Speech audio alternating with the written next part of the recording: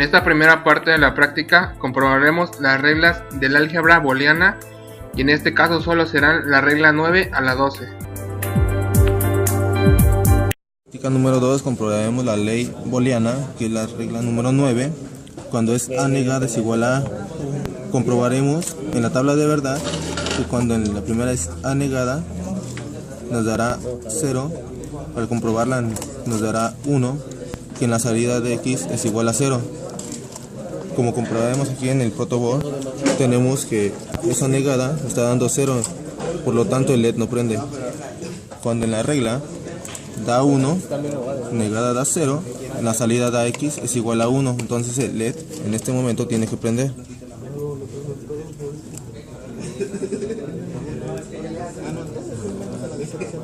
Como vemos, la regla es correcta, por lo tanto los LEDs prenden. Seguiremos con la regla número 10, booleana, que es la sumadora de A más AB, y la multiplicación nos dará por resultado que es igual a A. Por lo tanto, en el diagrama tenemos que AB, la multiplicadora, se suma con A, por los resultados nos dará X. Igual en la tabla de verdad comprobaremos con los LEDs que al sumarlos el resultado, al darnos 1, los LEDs prenderán. Por lo tanto, tenemos que las primeras son 0, por lo tanto el LED no prende. A continuación daremos que A será igual a 1, por lo tanto el LED prenderá.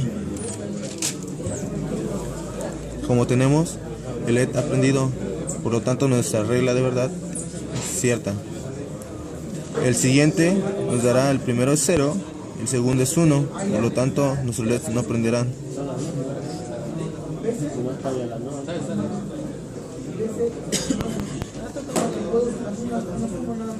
Como tenemos, es correcto. Seguimos con el tercero, que los dos nos darán 1, por lo tanto los LEDs prenderán. Como tenemos nuestra regla de verdad, es correcto, por lo tanto está bien.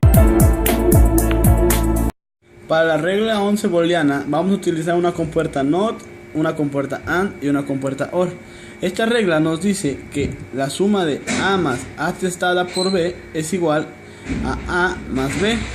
Esto nos indica que cuando tengamos una entrada 0 en A y una entrada 0 en B, la salida va a dar 0. Eso significa que el LED no va a encender. Cuando tengamos una entrada en A1 y una entrada 0 en B, la salida va a ser 1. Esto quiere decir que el LED va a estar encendido. Cuando tengamos 0 y 1, el LED también encenderá porque la salida será 1. Cuando tengamos 1 y 1, el LED continuará encendido porque la salida es 1. Esto nos indica que tenemos 3 salidas con el LED encendido y una con el LED apagado.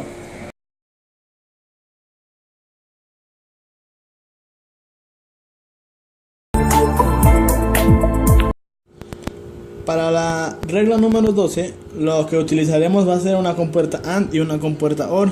Se va a hacer lo mismo que en las prácticas anteriores, solo vamos a comprobar las entradas y sus salidas. Como la tabla es muy grande, solo ocupamos 4 valores para hacerlos más importantes. Esto quiere decir que cuando B, C y A sean 0, la salida va a ser 0.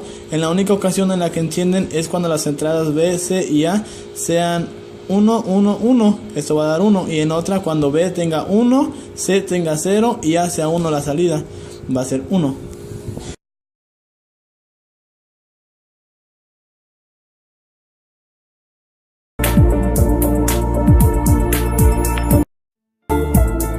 En la tercera parte de la práctica comprobaremos los teoremas de Morgan.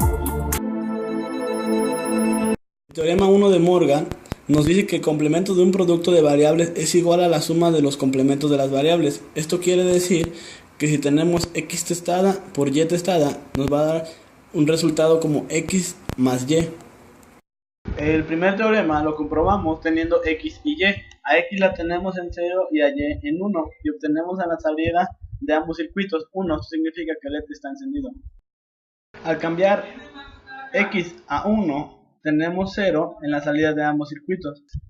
Ahora, si y es igual a 1, la salida será 1 en ambos circuitos. Esto quiere decir que son equivalentes. El segundo teorema de Morgan nos dice que el complemento de una suma de variables es igual al producto de los complementos de las variables. Esto quiere decir que si tenemos x más y testadas, nos va a dar como resultado x testada por y testada.